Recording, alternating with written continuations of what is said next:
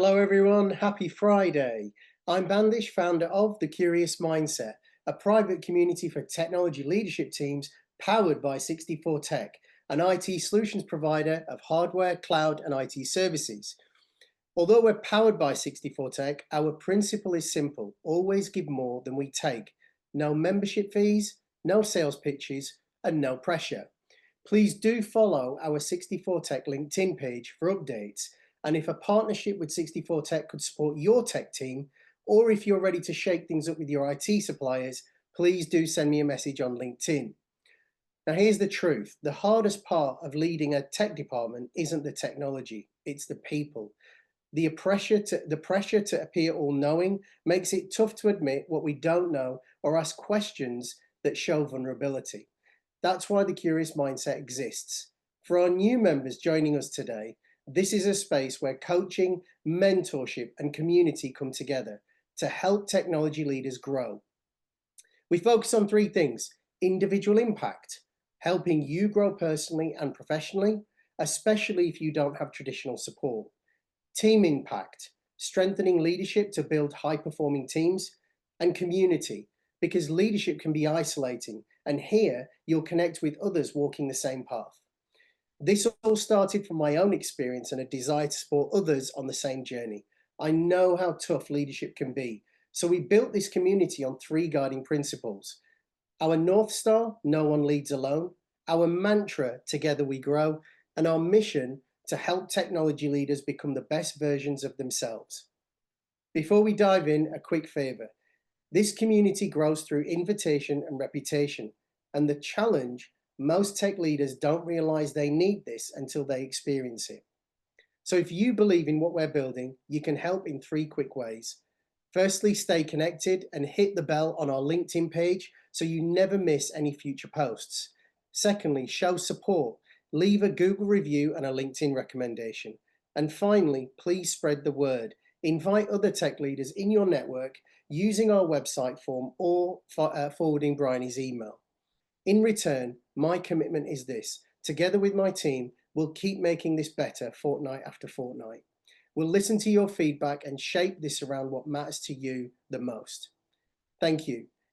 Now, it's my pleasure to introduce today's speakers, our resident host, Andy McMenemy; for our Q&A, our technology leader co-host, Steve Maxwell; and our very special guest, Stephen Morris. Bandish, thank you so much for that great introduction. It's great to see you again 2 weeks down the line, and thank you for your continued support through 64 Tech. You know, it's only through your generosity and 64 Tech's initiative to support the community that we can actually be here, and we continue week on week, month on month, to bring great guest speakers that can give us the cutting edge insights to leadership. So thank you so much, and please continue to support us. It's my very great pleasure to introduce you all today to Stephen E. Morris. Stephen is the author of Leaders, Believers and Expert Deceivers. And having had a brief chat to him before we came on air, Stephen, I'm really curious to understand what conclusions you drew from your research that you present in your book. Please help us to understand, Stephen, how is AI impacting on leadership?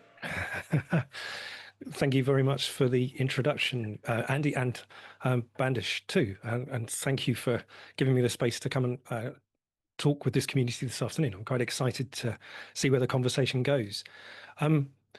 Perhaps a place to start, because I think I'd like to kind of lead up to AI, because I think that there's a little bit of homework almost, as it were, to do in advance. So I just ever so briefly, my background and the reason I'm here at all, I suppose, I began in a sort of cloud computing space, and very much echoing the words of Bandish there, discovered very quickly that the technology bit was more or less straightforward, more or less. The people bit that wrapped around that, especially when you couldn't predict what was going to happen this afternoon, let alone, next month, that was the thing that was difficult. And of course, so I was pursuing the same normal things. I wanted more efficiency, more impact, fewer faults, definitely, on platforms. So higher uptime, availability, etc., lower cost, happier teams, that sort of thing. And I went through that. I went through many years of reading, I don't know how many books, attending courses, trying to find the right way to do this stuff, with an idea that there was one out there. So kind of you name it, I think I've probably read it at some point, from authentic to visionary to servant transformational, blah, blah, blah, blah, but all the way through to ways of handling change, delivering projects, programs, and so on. And I had some success in that. Retrospectively, some success that I've got no idea how I achieved at all, and also some things which definitely didn't stick. I, I guess we're all familiar with the big consultant sort of stuff. I had a look at this actually the other day. BCG, McKinsey, and Deloitte reckon that 70% of transformations currently fail. PwC and Gartner up that to 75, and Bain put it at 88% that fail. I think probably personally, I'm more tempted to listen to Vic Reeves with his sort of 88.2% of all statistics are made up on the spot, because I think that's probably where they came from. But I have definitely seen and overseen change failure, delivery failure, service failure, morale failures. And when you scratch the surface off, and it's not because I wasn't or we weren't the grand leaders, these are all sorts of obscure things that sent me on this journey. Watching someone who for 18 months had been printing out a daily routine, which printed 20 sheets of paper, and then they shredded 19 because a while ago in an ISO 27001 audit, they got told not to leave paper around. And that was sort of the end of it, which seemed bonkers.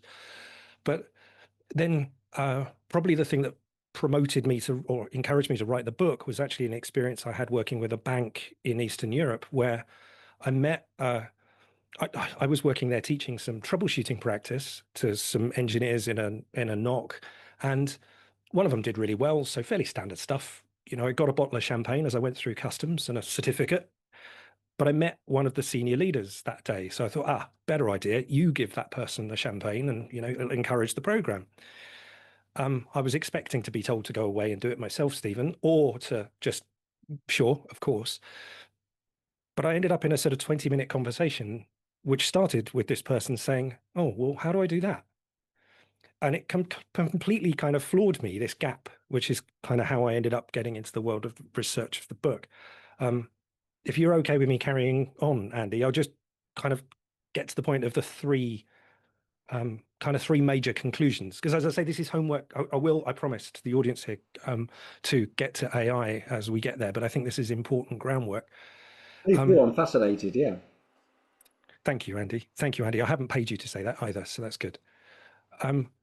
So the three major conclusions, really, that I got to in the book. This is, by the way, after I started trying to write a book about the right way to lead, and then kind of destroyed it because I disagreed with myself. So in this book, the three conclusions I got to: first of all, that there's no historical model for success in leadership at all. So very, very brief history. Before the sort of 20th century, the sort of major idea of leadership was this great man theory, which was written down by a guy called Thomas Carlyle, a Scottish philosopher and essayist. You can find his book on archive.org and you can see it there. But he effectively promoted the idea that all you've got to do, in his case, in a country, is find the right man, because of course it's a man. And then once you've found him, that's all you need to do. And I can quote him directly, actually, because I've got that here. Find in any country the ablest man that exists there, raise him to the supreme place and loyally reverence him. You have a perfect government for that country. Now, of course, there probably are still some people in the world that believe that sort of thing. And if we find the right person, we're there.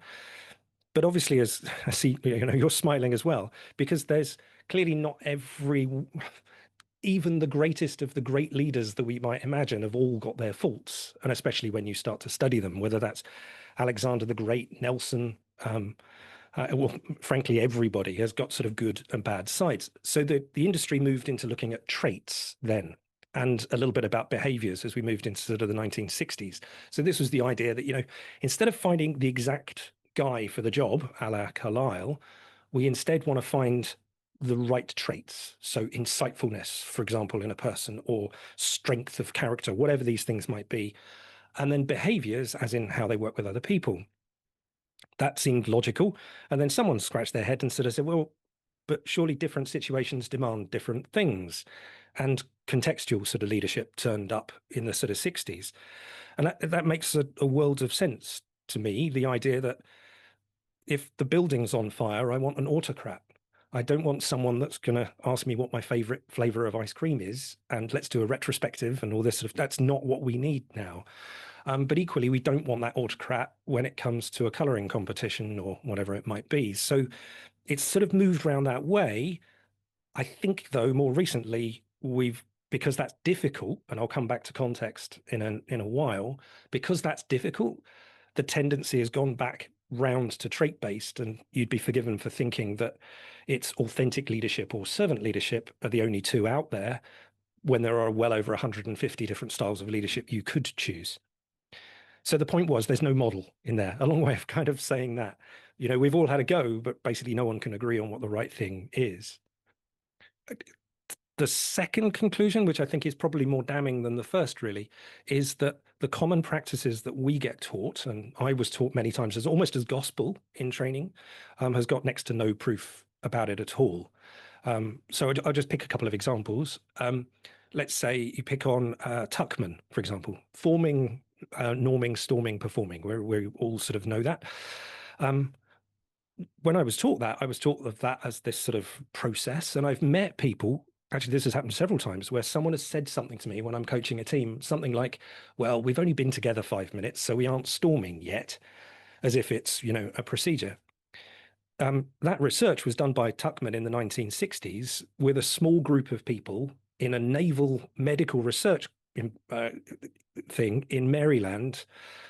And he even said, and I quote, "The inequality of setting necessitates caution in generalizing from this literature." Apart from few people have perhaps even read the actual original paper, but it's certainly not described like that in our offices. And clearly he couldn't predict the world that we're now working in either. Maslow's probably another easy target too, just for a similar sort of idea. That hierarchy was published in 1943, and it was based on a study of what he considered the elites in society, literally Albert Einstein, Eleanor Roosevelt, people like this. He believed that there was no point in doing anything else because, to quote him, the study of crippled, stunted, immature, and unhealthy specimens can yield only a crippled psychology and a crippled philosophy, which is bedded in his logic. Now, I appreciate time change, et cetera, but demographically, how does that apply to your startup in Trent, or wherever it might be, as opposed to what he was talking about? But you can do this to anything. And unfortunately for our industry, one of the ones that I talk about often too is the Agile Manifesto. You've got 17 guys having a beer in a ski lodge in Utah. And sure, they've got a ton of experience delivering software, not disagreeing with that at all. And they've probably got some good thoughts, and I'll come back to knowledge later, I'm sure. But the way that that's been adopted as being gospel, I think is quite challenging. I side more with Tom Gilb on that, to say that, to quote him, Agile is only slightly better in its huge failure rate against waterfall because it has some feedback rather than none, which I thought was rather cutting. The second part of that, though, when I was talking about proof, is that you've got a real challenge where actually a lot of this stuff isn't provable at all. So if you take a mechanical system, and I would be interested later anyway, if other people would talk this too, this idea that if you've got a quality input or quality inputs and a quality process, you get a quality output. And I think someone even taught me that with a pizza originally, good ingredients gives you a good pizza. The thing is that doesn't kind of work when you get to anything that often involves, well, people for a start.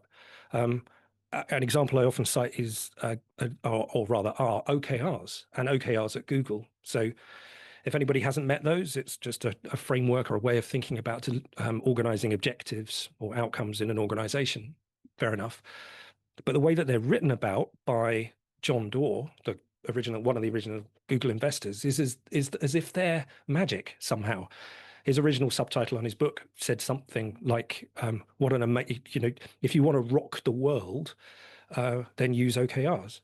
But of course, we don't have a control in the experiment here. There's no Google that didn't use OKRs for us to compare that with. So we're just taking his word for it, right?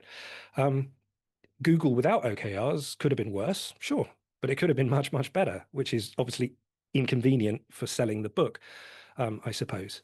That Apple was successful just because it had a why, all of this sort of stuff. It sounds really good, but then you start thinking about it, and you discover that almost all of these things are at least retrospective. And when you talk about anything retrospectively, memories are foggy.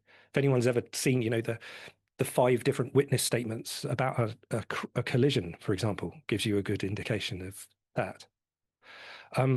So the last one, Andy, if that's okay, there's just the third conclusion is this. It's coming back to the point that context is critical. And as I said, I think this is something we've somewhat abandoned in leadership studies. So context is something we're naturally aware of. We know that some things are quite predictable.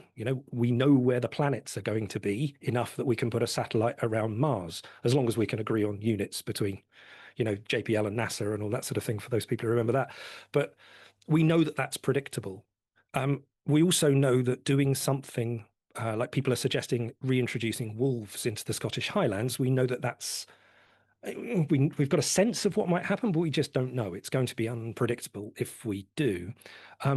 And just to kind of illustrate the point about context a bit, actually, are you okay if I just ask the audience something?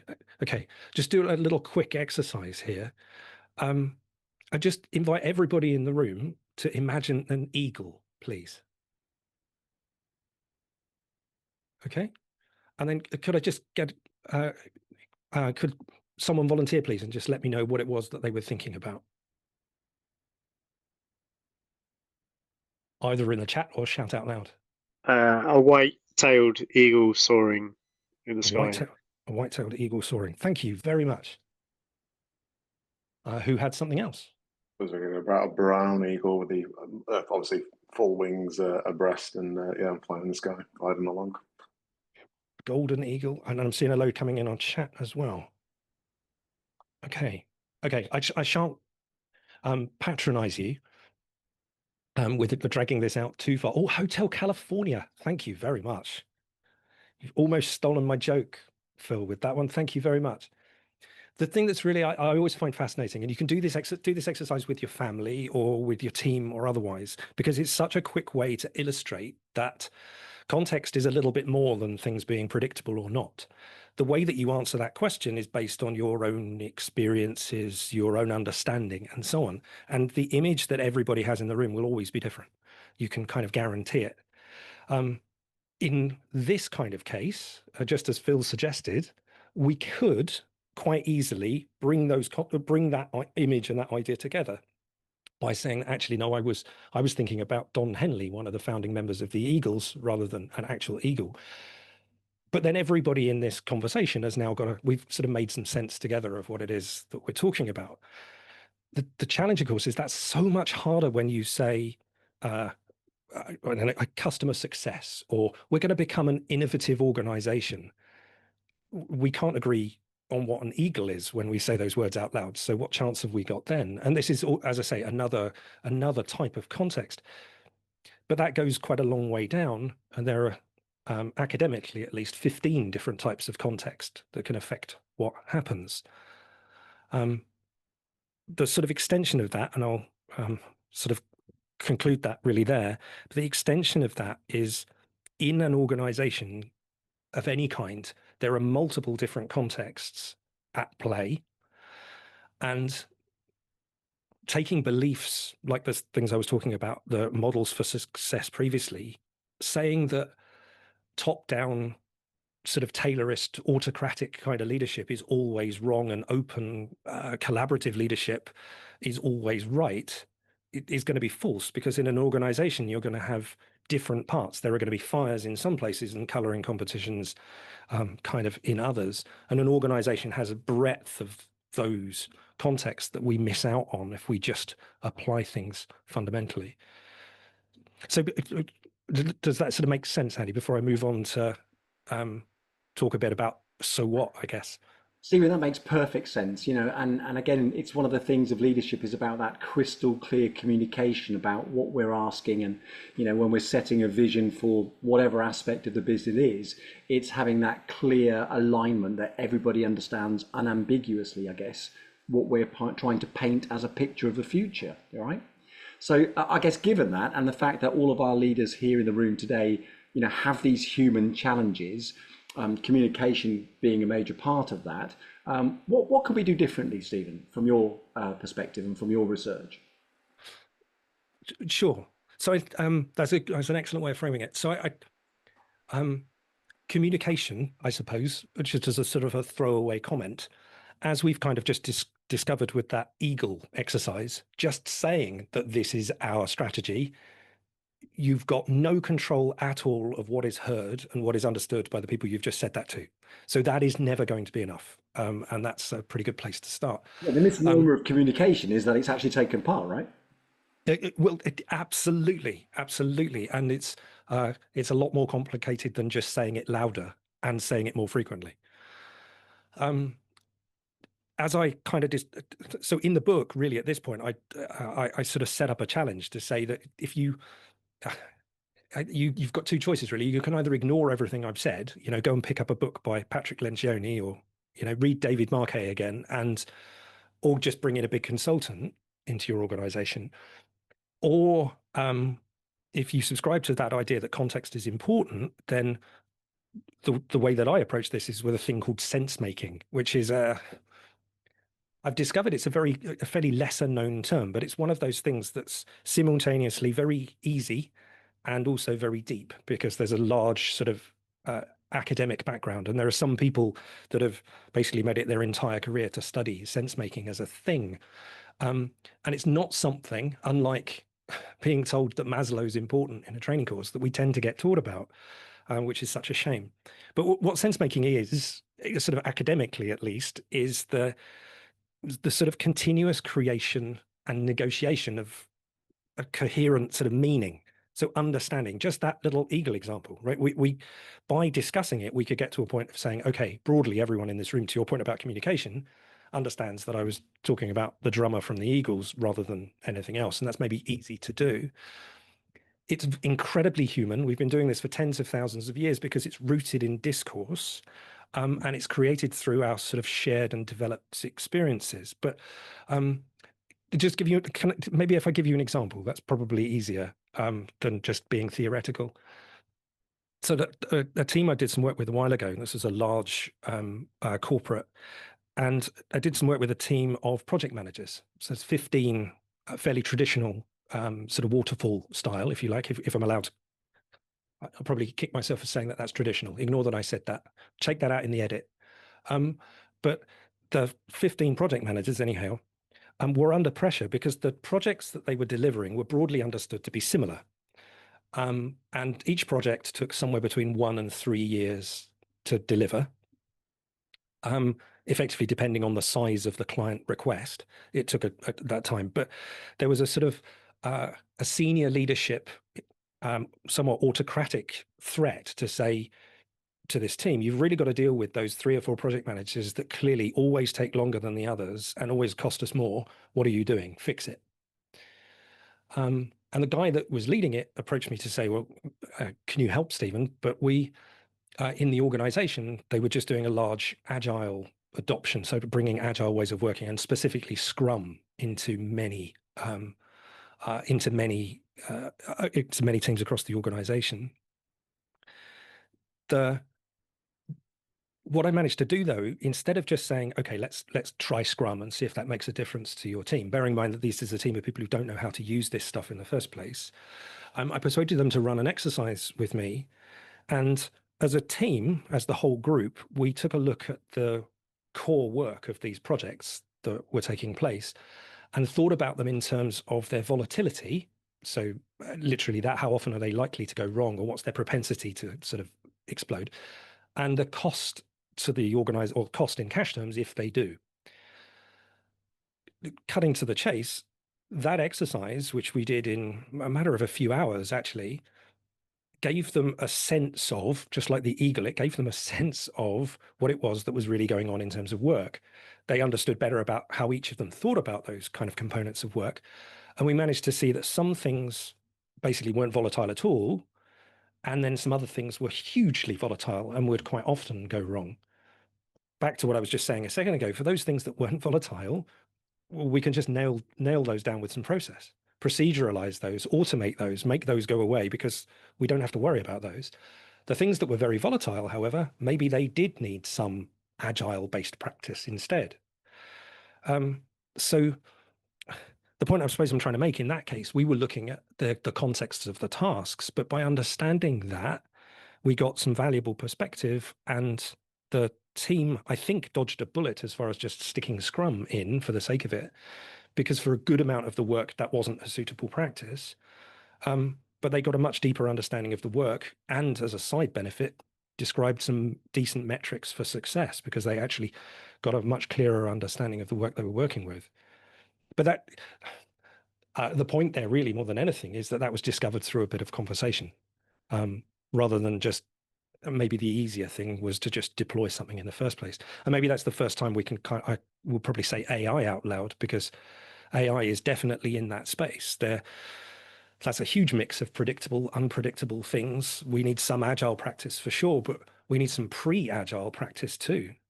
Most of the agile frameworks out there, you already know what it is you kind of want to do, where a lot of AI is behind that. We don't even know what we've got in front of us yet. So how can we define an outcome yet? We just don't know.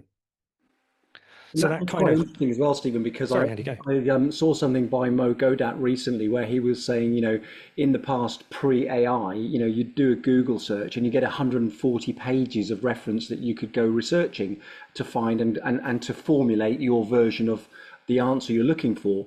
Now you get what the learning reinforcement team want you to have. Yeah, well, exactly. I think sort of summarizing, I suppose, what I've said so far, where I've got to is that if I can't rely on all of these leadership frameworks and things out there, and context is really important, and I'm starting to discover how amazing this thing called sense making is with the hundreds of tools and the ideas in there. And then, as you say, this AI thing comes along, which somehow inserts itself into some of that opportunity. And maybe it's worth, I'll definitely talk about two kind of things that have been on my mind, depending on how we are for time. But one thing is pretty obvious, I think, is about relationships and the potential effect that AI has on that. If you're following me and you agree that context is important and sense making, therefore, is a method of getting there, the discourse is the journey, if you like. So take the analogy of Everest. If you imagine, you've probably heard this thing before, but you imagine you've got two teams. One team climbs to the summit and another team gets the helicopter. Intrinsically or sort of naturally, we've got a sense that the team that climbed have got something that the team that took the helicopter never will, because they've had a chance to share experience, to learn about each other. Imagine you've got a leader in there as well. The leader's got a chance to gauge the capability of the other climbers. You've got, you could extend that metaphor for quite a long way. AI in that sense has got a real risk, if we're using it that way, to prevent us having those relationships. An example I saw, which is in a paper by Gary Klein recently, was talking about AI being used in pre-mortems. So this idea of you're going to deliver a project and you have a meeting and a conversation about as if it's already happened, and you're talking about what went wrong as a way of eliciting sort of some risks and some things that you need to handle. AI, turns out, generative AI is very good at that. Tell it about a project you're going to do, and it will tell you everything that could go wrong, and there you go, done. But just like the Everest example, you're missing a trick, because anything from, well, according to Gary Klein, everything from the cohesion in the team, the chance to calibrate, the chance for us to all understand what the eagle is, that's gone. We miss nuance. Like I've definitely seen those kind of exercises done where something that comes up is like Bill is unreliable when it comes to this sort of stuff. Apologies, I can't see if anyone on the call is called Bill. I'm not talking about you if you are. But that stuff is obviously missing. And we miss a chance to develop cultural norms in our organization. Like talking about what could go wrong is a good way of maybe encouraging candid sort of conversation between teams. So that's definitely one big thing. I think there's a bigger problem and with AI in terms of teams. And I think this is something that we all need to be thinking about much more, is that I think as a society, we already underestimate tacit knowledge that exists inside organizations. You see that with these sort of very sort of black and white organizational redesigns and things. But that tacit knowledge, that mix of all of your experience that's brought you to a point, your conclusions, your mistakes, your inferences, the inductions you're making, all of that stuff that get you there has a massive influence on the decisions that you make. And more data has definitely never been a way of making better decisions. Better decisions are often made by this sort of tacit stuff. So a simple example, imagine you're watching a cricket match at the moment, right? And someone just, don't worry, I'm not going to illustrate it with any more forcefully, but a ball has just been struck, let's say at about, I'll give you theta at 45 degrees, right? As you're watching it, you're going to be able to increasingly, as the ball travels, know whether or not a fielder is going to be able to catch that ball. What you aren't doing is sitting there remembering that y equals x tan theta minus gx squared over 2v squared cos squared theta to work out whether or not that's going to happen, because you've experienced it and you can see that for yourself. Possibly the best example of this, have you heard of Danny Way at any point, the skateboarder? There's a lovely thing, sporting pioneer he's described as, which is probably true, given that he was the first person to jump the Great Wall of China on a skateboard, as you do. But the story goes, or at least according to Danny, when he first stood at the top of the ramp, which is 20 meters high, right? So this is not a small thing. And he stood at the top of this thing as they were thinking, for practice or whatever. And he said, I'm not going to make it. It's not high enough. And he got into a fight with the engineers, or a disagreement at least, to say, no, we've done the maths. We know, we know how much you weigh. We understand it all. And he was adamant, I'm not going to make it. In the end, bowed to their expertise and went down the ramp. And unfortunately, a few minutes later, or a few seconds later, he smashed into the landing lip at about 80 kilometers an hour, breaking his ankle. Fascinatingly, and if any sport is going to be quite heavy metal, it's going to be skateboarding. So he was pumped full of painkillers, numbed and so on, and sort of carried on the next day with this thing. And they added an extra kick ramp to the top of this 20 meters, which was less than a meter high. And he went on to cleanly jump it 5 times, doing tricks on the last few as he went across. With a broken ankle. With a broken ankle, yeah. Well, as I say, so heavy metal and all that, right? This is Danny Way. If you've never seen the video of Danny Way doing that, it's kind of bonkers. But that sort of tacit knowledge that Danny had in that example, or that thing about watching a cricket ball fly, or when what's his name, Captain Sully ditched the plane into the Hudson, rather than following the data that said go to the airport, which would have probably hurt a number of people. That's tacit knowledge. We already know that Google has, this is just the search engine, has negative effects on our memory. GPS has spatial effects on effects on our spatial memory. And a new term, which I hadn't heard until recently, was that move over technical debt, we've now got cognitive debt accumulating in organizations as people are beginning to use AI. But here's a kind of really practical point, and this is something I'm really curious about. What happens when you go and employ an engineer, let's say in 2 years' time? So what are you employing? Are you at that point employing an engineer who was successful in part because of the AI environment in their organization? I've got no answer to that question at all. It's purely a curiosity right now. But the theory is, if we're bringing someone over that way, then maybe there's something missing. So I think this is why AI implementations in organizations are so important for, or rather why sense making is so important in this sort of AI implementation, because there are so many edges to this stuff, opportunities, in their tens of thousands, but equally risks that we just don't know what we don't know. And I think that's truly where sense making might kind of help us get somewhere, more conversation. It's absolutely fascinating, Stephen, because there's a lot of analogies there. I mean, I spent some time in the hills recently with people that use their phones to navigate, but when they drop the phone and the phone is damaged, they're no longer capable of navigating. And I guess that's what you're saying here is, we still need to have the intrinsic human skills of being able to do the work and not relying upon it. It is a tool to be used to support, but it shouldn't be the only thing that we use, right? Yeah, absolutely. I mean, I think that's a challenge or a question to all in the room anyhow, is how, as you adopt AI capabilities, what can you do to safeguard the human expertise while you're exploiting the opportunities and the advances that AI gives you? In time, we'll maybe answer those questions. There will be some good practice that somehow comes out of the woodwork, but right now, I'm certainly a little bit worried. I'm worried that in a world where we weren't talking to each other enough already, we've now got another reason we should be.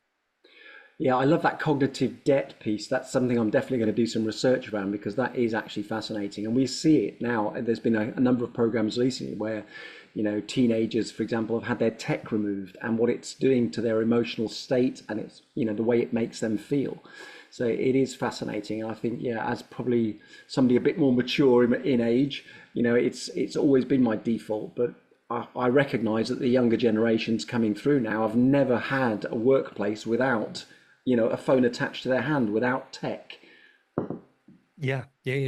And there's probably a last very small point in there, which is just about trust. If I've got a moment to just add that too, that there's been quite a lot of research done on this over the years anyway, about adoption of systems and users, whether that's operators or otherwise, needing to trust the system in order to use it. And that trust normally comes out of understanding what the thing does, how it goes wrong, its sort of boundary conditions where things break, as well as what to do about it when it does, that sort of stuff, which is, the classic sort of scars we've been sort of alluded to here. You've got that stuff. A lot of the AI systems are rather opaque.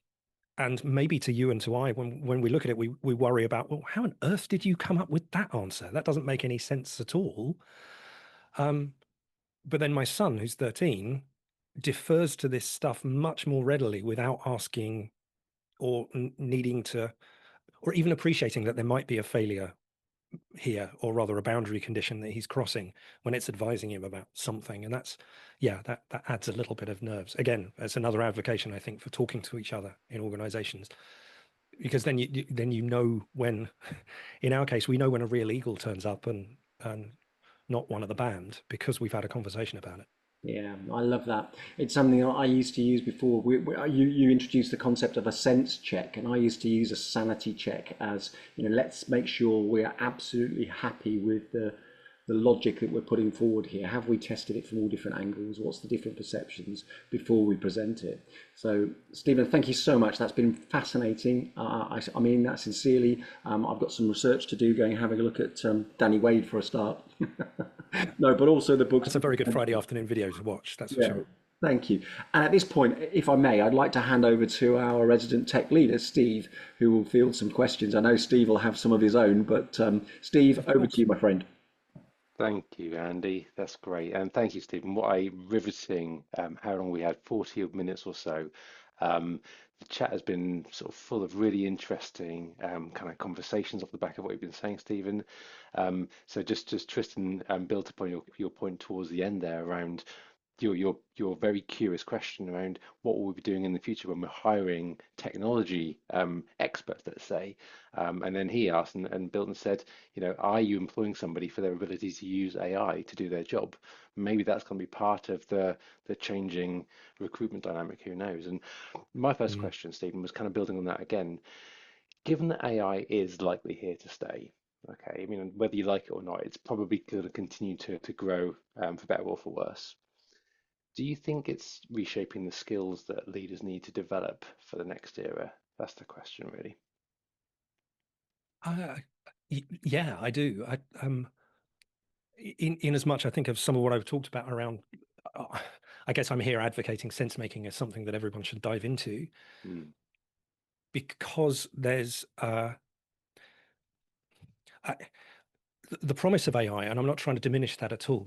There's vast amounts of opportunity in this space, and it would, I suppose, it's very easy to just kind of keep looking at that upside and not think about some of these challenges that might exist.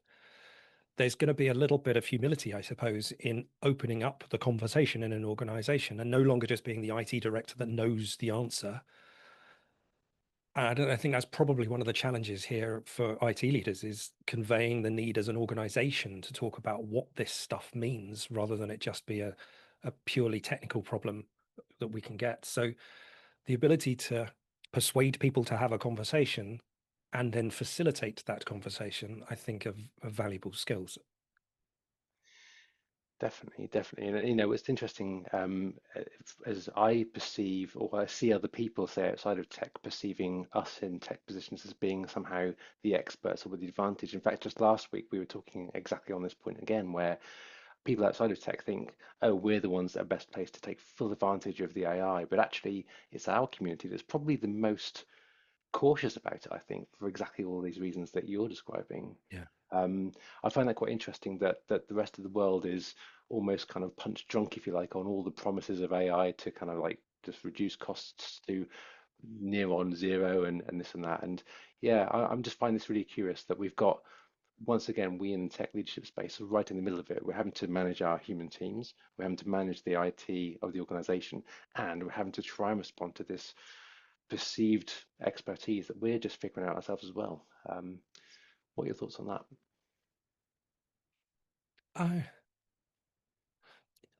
I think it's very true. I ran some exercises a few weeks ago with a large group of HR directors, and I put them in front of a sense-making exercise based on, or rather using Cynefin, if any of you have met that, Dave Snowden thing. And the exercise I gave them was basically, you're deploying AI into your organization. What have you got to think about? And invited them to think about the disposition of that for them. And that was quite a fascinating conversation, because there definitely was this, well, that's an IT problem, isn't it? Kind of start to the conversation. The thing that I found quite fascinating, though, I mean, I suppose that's a half answer, because in one way, the reason I gave them that exercise was so that they didn't already know all the answers, and it made it quite difficult for them, so that they could just concentrate on the process that I was trying to teach. But the actual conversation that they had was quite remarkable, and they all, at least they said, they were going to go back into their organizations to try and host a similar sort of exercise with their teams, and had started to realize just how potentially pervasive, or how broad, rather, sorry, this technology might be. But that's maybe that's a way of doing it, at least. But we've got to somehow talk about some of the other elements of this, that it's the challenge in the organization are not just the ethics of the data set or that sort of thing, the ethics of the big tech firms persuading you to lay off people because you've got AI, which sounds very good to a boardroom, but not necessarily in real life, and so on. But the breadth, as I say, of these things is so wide. Every part of an organization really needs to get somewhere, or needs to be part of that discovery and part of that sense-making conversation. That's fascinating. I've got to, before I hand over to our first question asker, Phil, one thought that's just emerged for me is, I got a memory from maybe sort of 10 or 15 years ago when information security was a much smaller beast. Now it's its own industry, isn't it? There is a relevant point here, I promise. Back then, very much everyone in my organization saw information security as an IT problem. Now, of course, it's emerged into this new thing where everyone recognizes everyone's part of the solution. We have, cybersecurity training, we have phishing tests through the organizations and things, because everyone gets it now. I wonder if we're going to have to follow the same sort of journey with AI adoption, where it's still seen as a tech thing now, but maybe over the coming years it'll be recognized as an organization-wide thing. Don't know.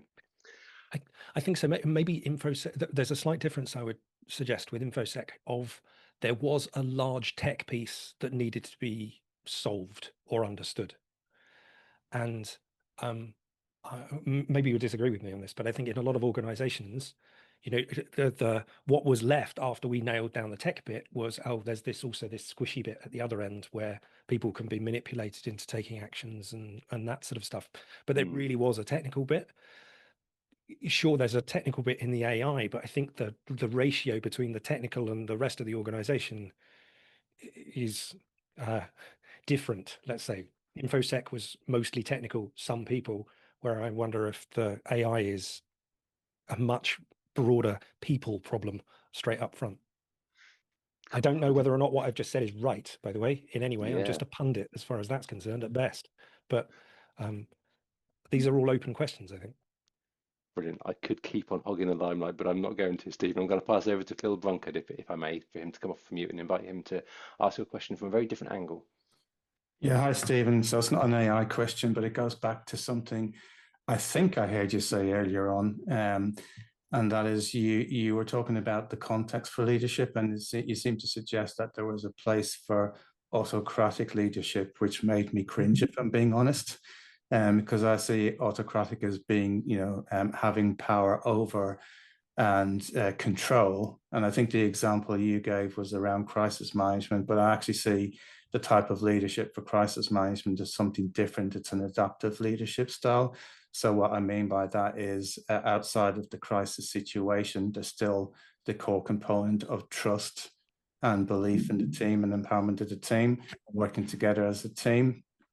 But in a crisis situation, built on the trust and the foundation, the team works effectively together. So I don't see that as an autocratic style, and autocratic and leadership don't go together for me as mutually beneficial things. So I'd like to get your perspective on that, and maybe I misunderstood you.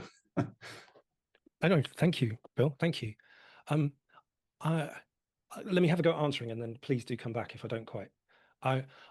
So I for many years I definitely subscribed to the idea that there was an absolute right way to lead. What I'm, I suppose, particularly talking about though is that taking a very coaching, a very flat structured approach to leadership, let's say, that doesn't necessarily always promote the best results out of the teams you're working with, depending on the situation that they're in. And maybe an example actually that illustrate this better. So an organization that I worked with completely flattened their hierarchy, got rid of basically the management layer, and at least restricted their power a great deal. For some groups in that organization, that was wonderful. It couldn't have been, it couldn't have come sooner, and they absolutely flew. But then other groups were kind of scratching their head saying, well, I don't know what I do now. I'm lost. I need someone to tell me what it is that I'm supposed to be doing. They spoke to their boss, who then said, well, no, you've got to work it out effectively, because I'm not that kind of person, or that's not how leaders in our organization work. And so you ended up in situations where there are, in that case, you've got a team that's failing, a leader that's frustrated that the team are failing, and an organization that's losing value and losing results in the end. What I'm really advocating for is that across a myriad of situations, there are going to be better and worse ways that you can approach those situations, acknowledging the other thing I said, where there's no control in the experiment, so no one will ever know what would have happened if you were different anyway. But given that that's the case, if you can somehow get to a level of compromise where the styles of leadership and the styles of practice you're using in your organization mostly fit the people and the teams and the organization you're working with, then that's absolutely fine. But as I say, in a fire, I'd still want someone to autocratically tell me what to do every single time. So I guess in the sense that there's different types of leadership, there's different types of followership, I guess, in terms of people need to be different people or teams feel they need to be led in a different way, which can be, Just to be clear, I personally, I don't subscribe to the idea of McGregor with his XY stuff of years ago, where effectively there were two types of people in an organization: those people that you can trust and give autonomy to, and those you've just got to tell what to do because they're not capable. That was basically the rub. that's far too sort of a blunt an instrument. But there are exactly how you choose to lead in your own organization and your own team. The invitation to consider is whether or not different situations demand different parts of a style, and being homogenous across the whole thing may work, but you may be benefiting some people and disadvantaging others too. Yeah, so that's kind of the adaptive element that I'm thinking, I guess. Yeah. Yeah. Yeah. Okay. Good. You all right with that, Phil? Okay. Feel free to contact me afterwards. And yeah, sure. Yeah. Thank you. Thank you, Stephen. Thanks, Phil, for the question. That was a brilliant question. Next up, we've got Tristan. Tristan, do you want to come off of mute and ask your question? Yep, sure. Hi, Stephen. So my question is, what's the biggest AI risk or challenge you perceive for leaders in the next 1 to 2 years? And to give you a bit of context about the question, as an example, could AI replace leadership decisions and change what leadership means? Yeah.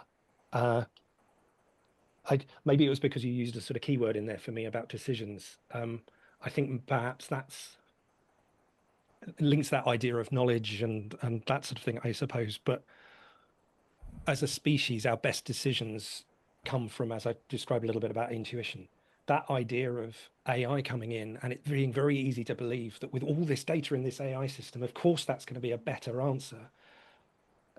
But picking on Bill again, we don't know, AI doesn't know that Bill's a bit, unreliable and that sort of thing. So I think that the biggest risk is a deference in the end, I suppose. A deference to that tool and forgetting that actually it is, and perhaps should be treated as just a tool in an organization rather than an oracle. I mentioned Gary Klein earlier, very briefly. If you're interested in decision making anyway, he's honestly the best on it, but Gary Klein is worth reading. One of the things he talks about is thinking about expertise in an organization is rather than think about the expertise in your organization as being encyclopedias, i.e. knowing everything.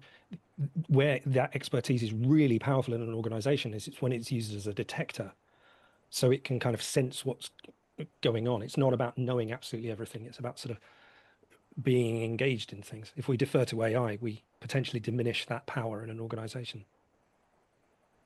Check out Gary Klein, though. That he'll talk, and he does talk on that much more eloquently than me. Thank you. Fantastic. Thanks, Tristan, for the question. Thanks, Stephen. We're getting quite close towards the end of the session. I'm going to try something different, folks, here. I'm just going to pause for a sec to see if anyone's got any emerging questions that they might want to ask that's not come through the chat. I'm just going to pause for a second. If you've got a question here, just come off of mute and feel free to ask it. And don't worry, I've got one up my sleeve if no one wants to answer.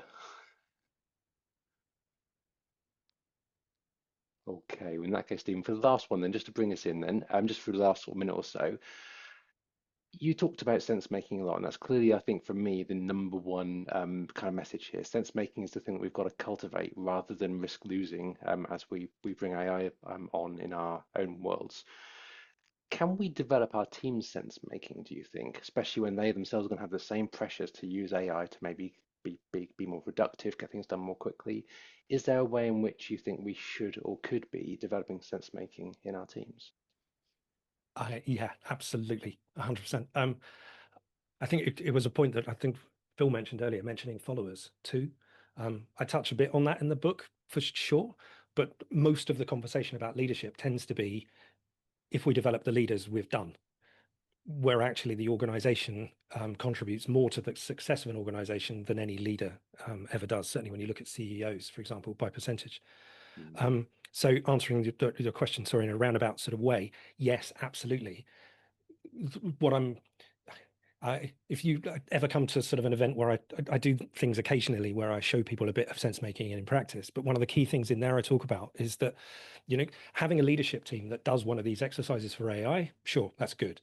But a much better thing would be to run several of these exercises in different parts of the organization and then compare notes, because you will have very different eagles in every single one of those conversations. That then creates a conversation where you hopefully will take somewhere further forward or will go further forward. But through doing that, this is like the medical thing, you know, see one, do one, teach one, that sort of frontline medical idea. I can talk about sense making very theoretically, and it's quite hard, but I guarantee you, if you spend an hour with me in an exercise, you can do that yourself straight away. These aren't difficult things to do. It's about learning that practice, and in that way, teams can then go ahead and do their own things too. But it's maybe the only leader responsibility perhaps in that is just giving people the space to be uncertain and be curious, rather than anything more complicated than that.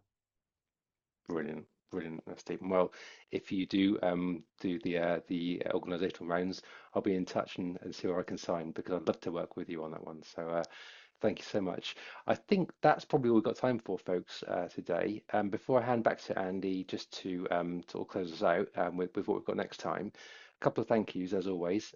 First of all, as always, Bandish, 64 Tech, Bryony, Rachel, Adrian, all the team that make this possible every fortnight. It's such a fantastic pleasure to work with all you guys. Thanks, Andy, for being such a brilliant host as ever. And of course, Stephen, for being our very special guest this week. I've loved listening to you and to Andy today. So thanks for coming by and sharing all your wisdom with us. It's been brilliant. Real And pleasure. then the final thank you is to you guys, the community. It's great to see you all as ever each week. Some new names and new faces. If you've enjoyed it, then as Bandish said earlier, please do leave us a Google review, join Slack, spread the word. We'd love to grow the community and reach out to more SEC leaders. That's it from me. Andy, over to you to tell us who we've got next time. Steve, thank you so much to you for being excellent as always and delivering a great summary, and also fielding the questions in such a fantastic way. I just love your style of delivery. So thank you so much for that again. I thoroughly enjoyed that. Everyone, thank you for your attention. It's been a great session. I've absolutely been enthralled by it all, and my brain's buzzing at the moment. You'll be delighted to know our next speaker and our next session is on Friday, the 3rd of October. Lena Reynard will be talking to us about the book she wrote called Debugging Your Boss. So I think that's going to be another lively session that's going to have a lot of questions going on. But everyone, thank you so much for your attention. Thank you for your continued support. Bandish, thank you for always championing the Curious Mindset. Have a lovely weekend, and I look forward to seeing you again soon.